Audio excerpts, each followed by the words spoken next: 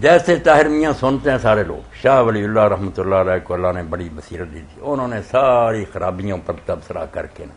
کہ امت برباد کیوں ہوئی، یہاں دو جڑیں پکڑی۔ یہ علماء کی سمجھ نہیں آتی، میرے ساتھ جگڑتے، میری عمر گزر گئی سمجھتے، ہر شے میں پڑھ رہی، مسلم غیر مسلم، ایک خلافت کا ملوکیت میں تبدیل ہو جانا، اس سے دین برباد ہو۔ نمازیں رہی، روزے رہے، وہ لوگ کافر نہیں ہو گئے۔ خلافت کی بجائے ملوکیت اور تحقیق کی بجائے تقلید، علم میں تقلید نے تباہ کر دیا کہ فلاں نے کہہ دیا آپ نہیں سوچنا سمجھنا، یہ غلامی،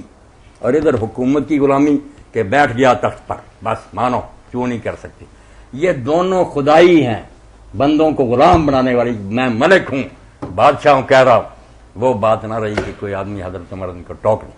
کہ کیوں کہتے ہو، وہ خلیفہ تھا، اب ملک آ گئے، ان کی مہربانی ہے، وہ کافر نہیں ہوئے، جنت بھی شاید لے لیں، مگر ہوا یہ کہ جو بات ماننے کو جی نہیں چاہ رد کر، بالکل صحیح بخاری اور مسلم میں دیکھیں، علانیہ رد کیا اللہ کے رسول کی حدیث، انہوں نے کہا جاہلو، تم جاہلو، ہم نہیں مانتے ایسی حدیثوں۔ یہ ہے ملوکیت۔ اور ادھر ہے تقلید کہ آپ دکھاتے ہیں کہ اللہ کے رسول نے کہا، مانتے ہیں کہ اس میں کوئی ذوق نہیں، مگر کہتے ہیں چونکہ ہمارے امام نے کہہ دی۔ یہ دو باتیں جو ہے شاہ صاحب نے ان پر انگلی رکھی کہ سارا دین اس سے برباد ہو، خلافت کی بجائے ملوکیت اور تحقیق کی بجائے تقلید۔ ادھر علماء نے غلام بنا لیا لوگوں کو، امام نے کہہ دیا بول نہیں سکتے، خدا ہے امام، ادھر بادشاہ کہ بادشاہ کہتا تم کون بولے گا۔ یہ مصیبت ہے جو 1400 سال سے ہم بھوگ رہے ہیں، کیوں خلافت رشتہ از قرآن سے حریت را زہر اندر کام رہے،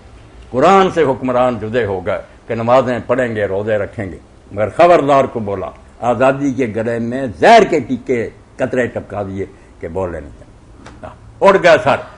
1,25,000 امام ترمذی لکھتے ہیں حسن سیدی کہ حجاج نے فرش پر لٹا کر سر اڑائے، جو جنگوں میں مارے گئے نا وہ لگ نٹا پر لٹا کر ان کو علماء کو ذبح کیا، اور آخر میں حضرت سعید بن جبیر کو قتل۔ جب یہ حال ہو گیا کہ 1,25,000 اللہ کا ولی سے قتل ہو رہا، عوام کیا کر ڈر گئے، وہی چل رہا نا کہ اب ہم مسلمان جو ہمیں ضرورت نہیں رہی، اگر کوئی ایک آدھ ضرورت کرتا ہے تو لوگ کہتے ہیں شاہ بھائی یار مسلمانوں میں کوئی نکلا ہے۔ یہ بات اگر سمجھ میں آ جائے تو حضرت حسین کا پتہ چل گیا کہ وہ شخص جس نے نہ کر دی تھی وہ ایسا ہی تھا، جو جھک گئے تھے نا وہ نیک ہی تھے، مگر کچھ مسل کا شکار ہو گئے، مجبوری کا خیال کیا، ضرور نظریہ ضرور یہ ایجاد ہو گیا کہ جو بیٹھ گیا اس کو ہم ہلا نہیں سکتے، اس لیے مان لو یہ نظریہ ضرور خود علماء نے لکھا، تسلط اور متجبر کا کہ جو زبردستی بیٹھ جائے وہ بھی خلیفہ، دین کی جڑ اس دن کٹ گئی۔ خلیفہ وہ تھا جو حضرت عمر نے کہا جو مشورے کے بغیر بنے اور جو بیعت کرے دونوں کا سر اڑا، دونوں امت کی سر پر مسلط ہونے، مگر مسلط ہونے والے مسلط ہونے لگے اور لوگ سر جھکانے لگے۔ جو بیچارہ ابن زبیر کی طرح بولا وہ معتوب ہو گئے، لوگ کہنے لگے یہ باغی ہے، اور مسئلہ بن گیا جو بیٹھ جائے نامراد اس کے خلاف اٹھنا نہیں،